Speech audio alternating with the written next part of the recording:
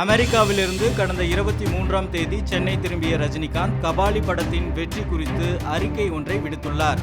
அதில், என்னை வாழ வைக்கும் தமிழக மக்களாகிய அனைவருக்கும் என்னுடைய வணக்கங்கள்.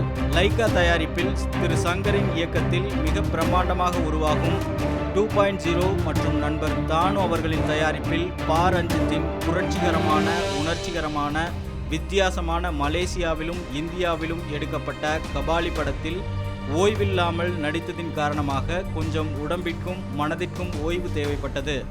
அதையொட்டி 2 மாதங்கள் என்னுடைய புதல்வி ஐஸ்வர்யா தனுஷ் அவர்களுடன் ஓய்வு எடுத்தும் மருத்துவ பரிசோதனை செய்து கொண்டும் நலமாகவும் ஆரோக்கியமாகவும் மிக உற்சாகத்துடனும் தாய்மண்ணிற்கு திரும்பிய எனக்கு கபாலி படத்தின் மிகப்பெரிய வெற்றி செய்தியை அமெரிக்காவில் கேள்விப்பட்டதை இன்று நேரடியாக பார்த்து உணர்ந்து மிக்க சந்தோஷத்தில் இருக்கிறேன்.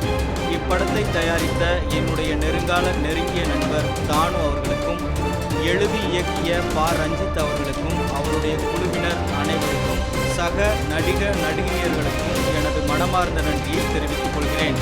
இப்படத்தை மிகப்பெரிய வெற்றி படமாக்கிய என்னுடைய அன்பு ரசிகர்களுக்கும், பொதுமக்களுக்கும், இளைஞர்களுக்கும், முக்கியமாக தாய்மார்களுக்கும், பத்திரிகை நண்பர்களுக்கும், தியேட்டர் உரிமையாளர்களுக்கும், விநியோகஸ்தர்களுக்கும் தலைவணங்கி என்னுடைய மனமார்ந்த நன்றியை தெரிவித்துக் கொள்கிறேன். மகிழ்ச்சி. இவ்வாறு நடிகர் ரஜினிகாந்த் தனது அறிக்கையில் குறிப்பிட்டுள்ளார். ஷேக் பரீத், ரெட் பிக்ஸ் நியூஸ்.